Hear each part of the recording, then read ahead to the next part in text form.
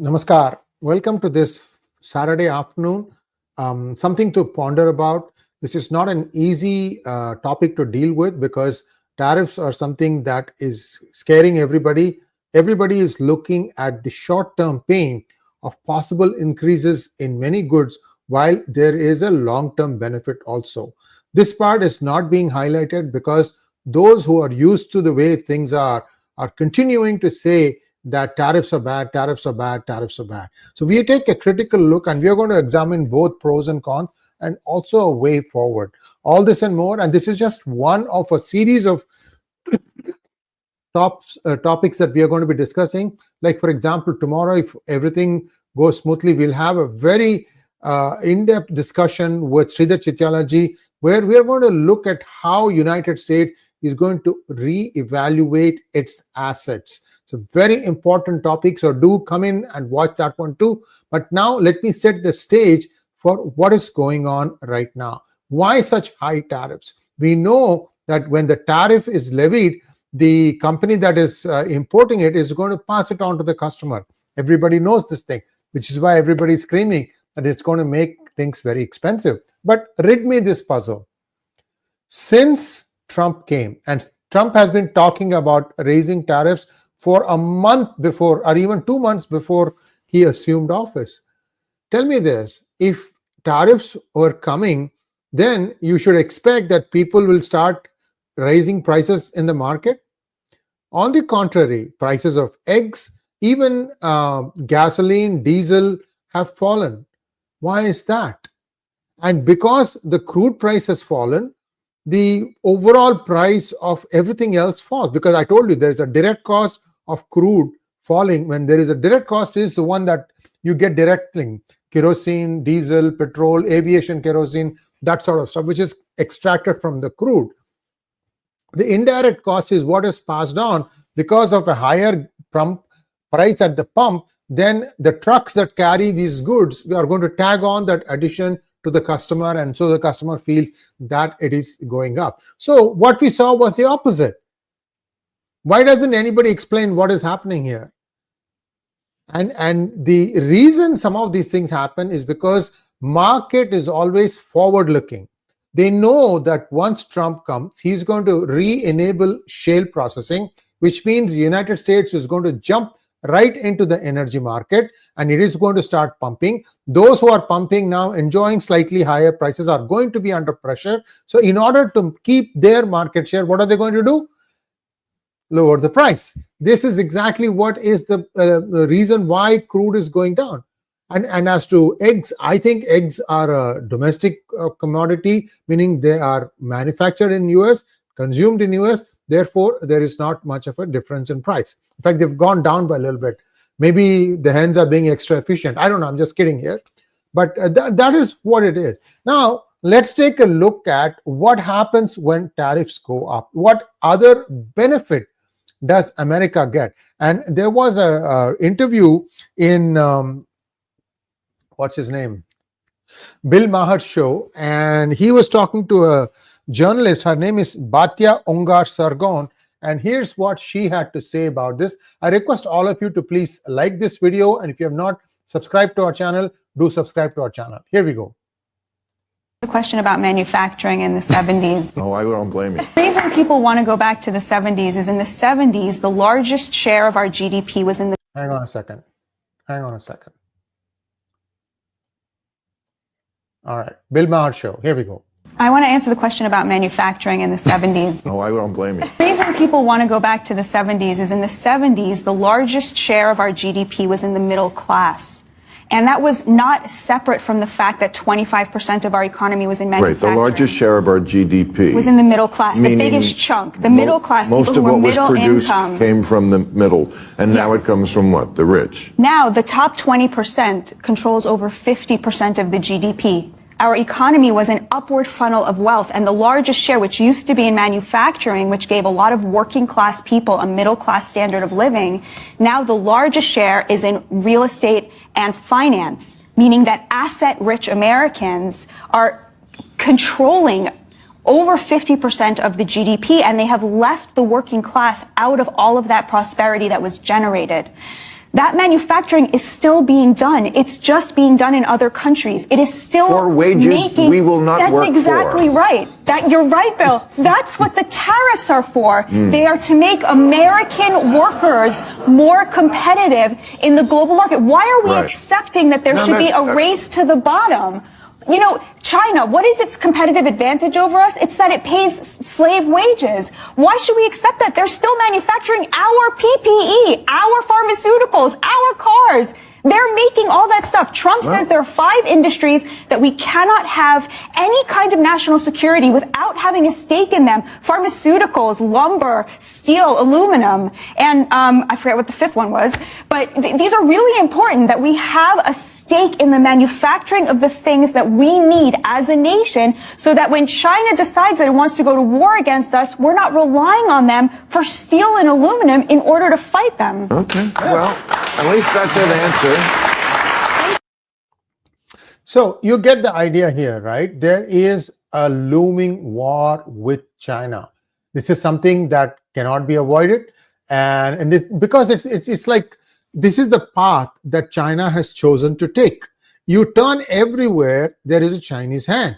Whether it is drugs coming into United States from Canada and Mexico, or overbuilding aluminum and steel. I mean, China, I've told this many times now, they have, built steel for, I think, for the next 2 years for the whole world.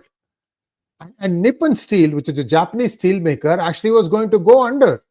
And the US steel companies are also, under the pump here. How do you make them to sustain? There are thousands of jobs in Japan as well as in United States.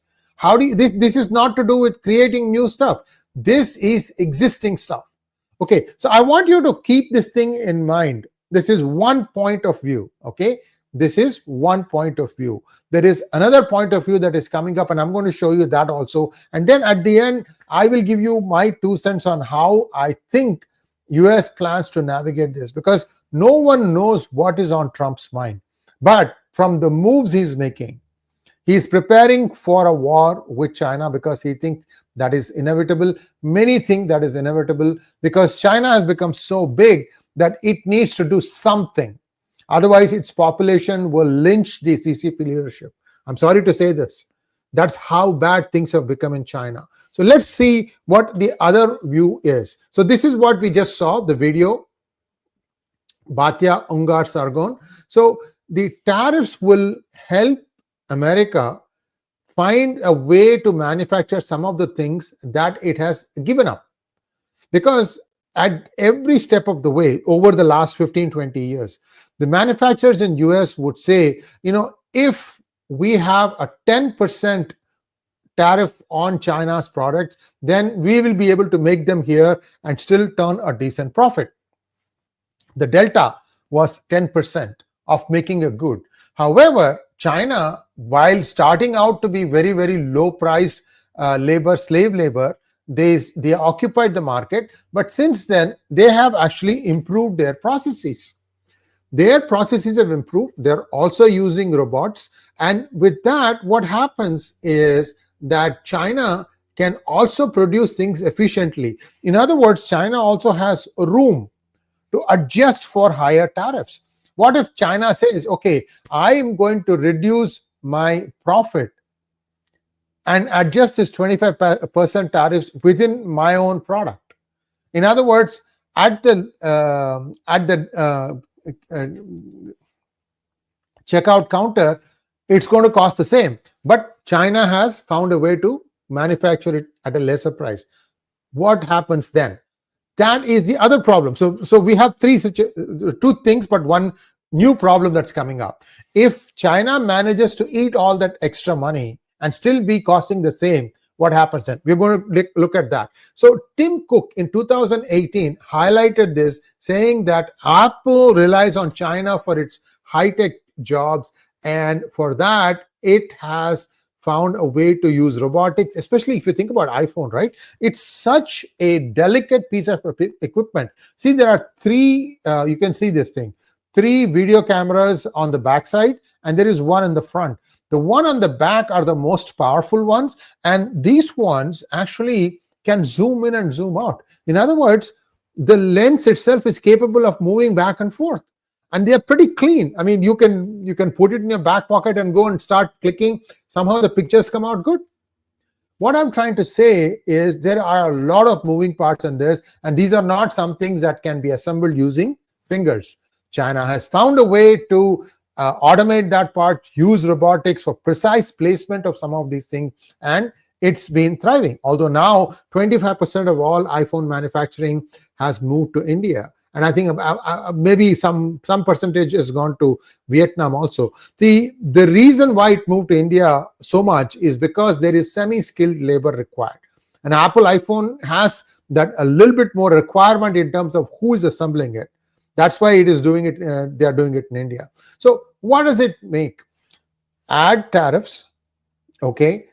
But then you also need to bring up your population to be able to handle the higher skill set required to make these products.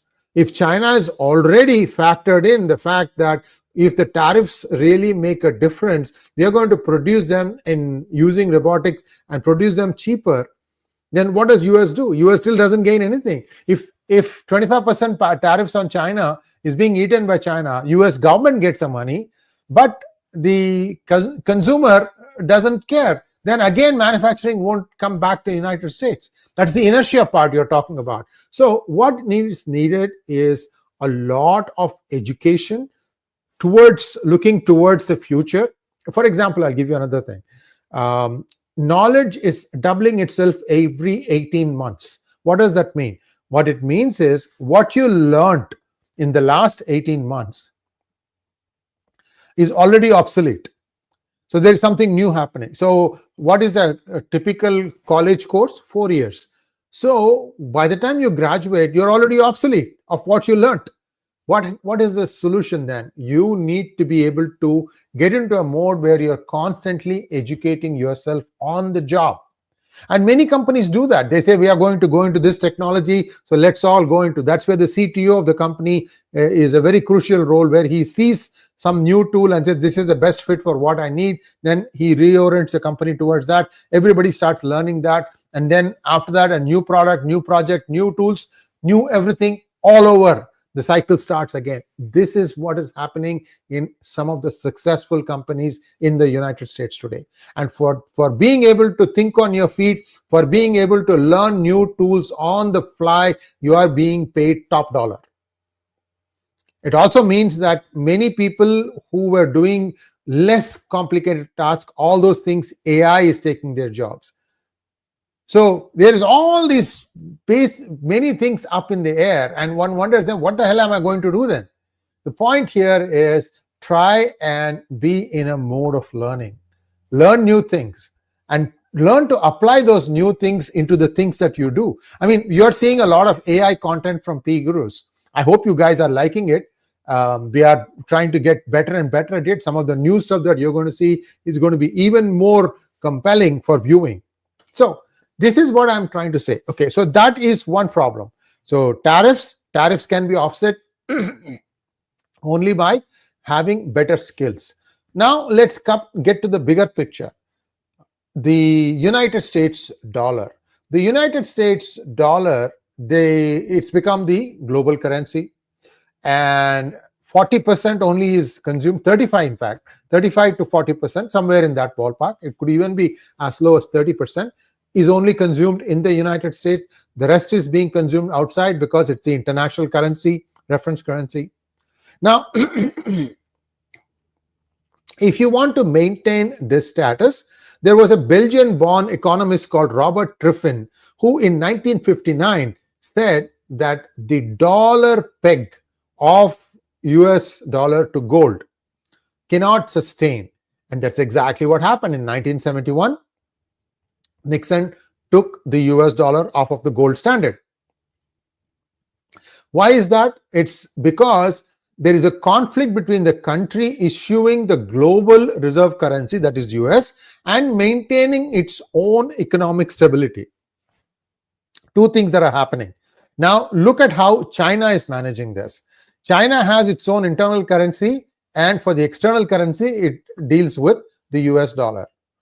If you want to place an order on China, it doesn't matter which part of the world you are, you have to pay for it in United States dollars.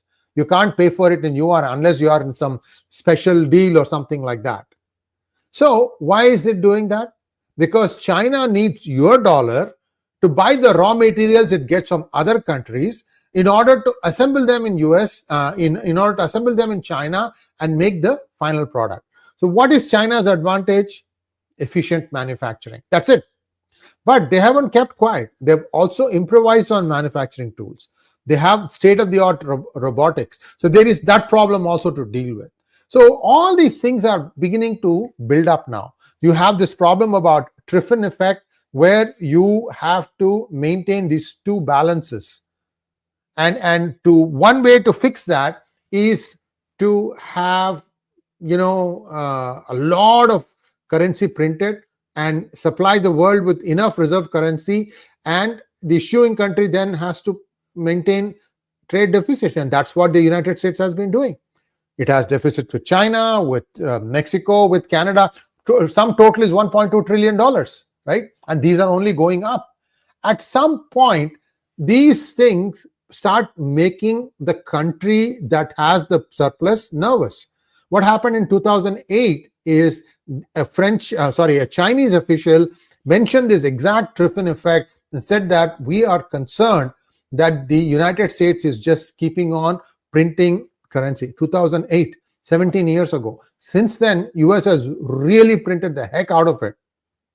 Especially in the last 4 Biden years, nobody even knows where much of the money has gone. And that is what is DOJ up to, trying to figure out where it went. So how does US come out of this? So this is one thing that Sree Iyer App and I will be talking tomorrow, and then maybe a couple of other experts will come in. But everybody is beginning to navigate towards one solution. That one solution is that the United States will have two types of dollars: a domestic dollar and an international dollar. A domestic dollar of the United States will be tied with gold. It'll have a certain conversion rate with gold. And it will also be perhaps on a blockchain. So inside the United States, whatever be the impact of the dollar outside of United States, that gets some sort of insulation.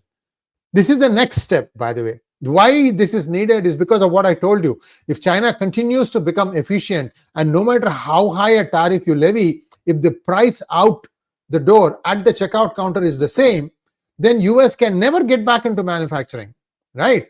So this dual dollar system is one thing that is coming up. By the way, many of you say that, Ankit Shah said this thing. Look, when Ankit was saying the de-dollarization, I was also having other people come in, like for example, Chityala and many other people who came in and said that, look, this is not going to happen so quickly. One can think of having a dual dollar as a one step for de-dollarization. Yes, that is possible. In all these things, also look for euro collapsing. Right now, the European countries, Germany, United Kingdom, and France, they're all in very, very difficult circumstances. That's why everybody wants to do trade with India. Everybody wants to be a free trade agreement partner with India. Unfortunately, they all have the same problem that the United States has. That is that they no longer manufacture anything. So when you are not manufacturing anything, how does one stay competitive? The real challenge is skill building and technological advancement. I think US is good at that because that's what US is famous for. In fact, most of the innovations that have happened thus far have all come from the United States in the last 100 years. And with a dual currency system, maybe for some time US can manage this. However, that also has its pitfalls, and I'll come to that perhaps in the next few episodes. We're going to look at that, have some experts come in and look at what the long-term side effects of that are. You are in for a great week, viewers. We are going to give you some real good gyan about global finance, because this affects all of us. If the international dollar starts falling in value, it compares to the domestic dollar, because the domestic dollar is tied to gold, then what happens? If you happen to have dollar reserves outside of the United States, will that be international dollar or the domestic dollar? If you are a US company having dollars outside of United States and claiming that this needs to come back to US, that means that they want to bring it back as domestic dollar, then what happens? You see, all these combinations and permutations will start coming up. We will talk about all these things. We'll have a fun ride. This is finance, but at the same time, there's a lot to learn, a lot, because without money, there is nothing. That is 4 things. Remember, money is a matter of functions 4: a medium, a measure, a standard, a store. The standard is what is changing now. That's all I have. Let's take a few questions. You guys are really keen today to ask me some questions. Let me see how are we doing on questions. Give me a second while I try to here.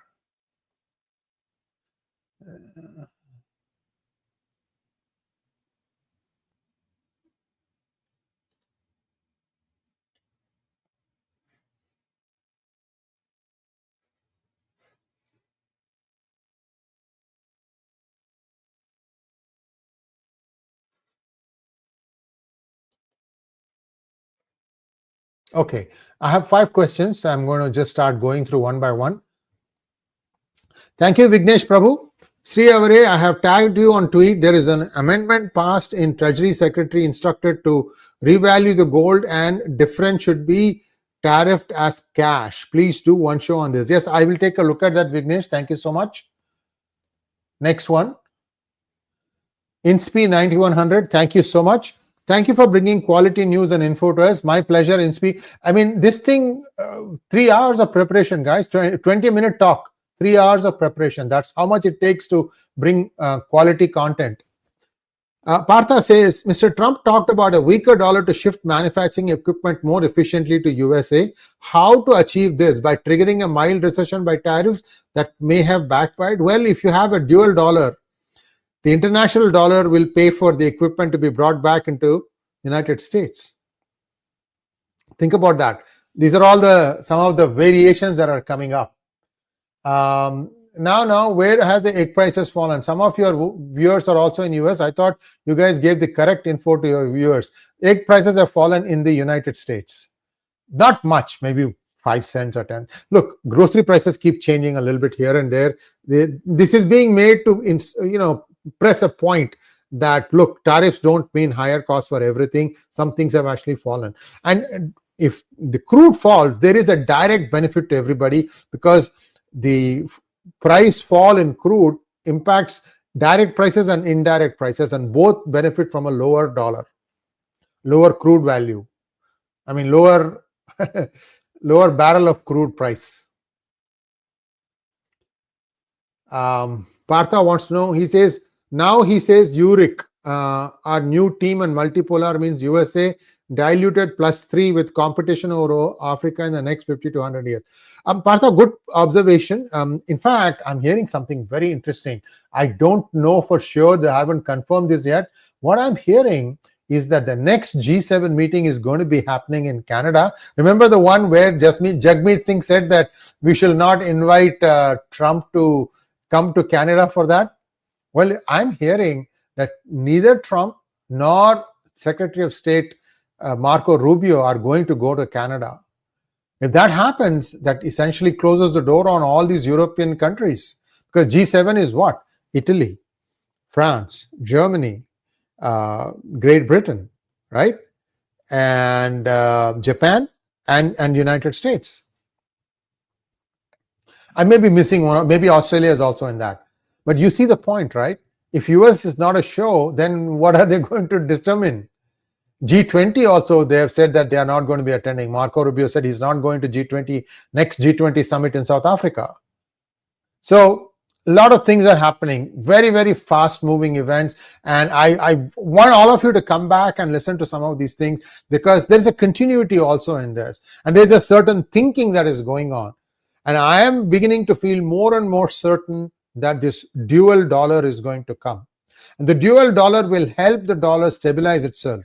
Remember that inside US, if the dollar is stable, then what happens is the policy making that is driven by domestic politics on the international scene, that becomes a little bit more disengaged. Today, pressure is being put on Trump by going after Elon Musk, going after Tesla, sacking the companies, damaging that thing, arsoning, all sorts of things are going on, shorting the Tesla stock. So he's trying to bring that separation. China has managed it for a long time, rather successfully, I might add. Everybody said that China has to, devalue its yuan. They didn't do it. If anything, they just did by like 5% or something like that. So, long story short, everything that we learned in economic school perhaps is going to be tested now. And how things are going to move, because nobody talks to you about a dual currency system. Oh, JD, okay, I stand corrected. He said that Marco Rubio attended it, but Trump didn't go, did he?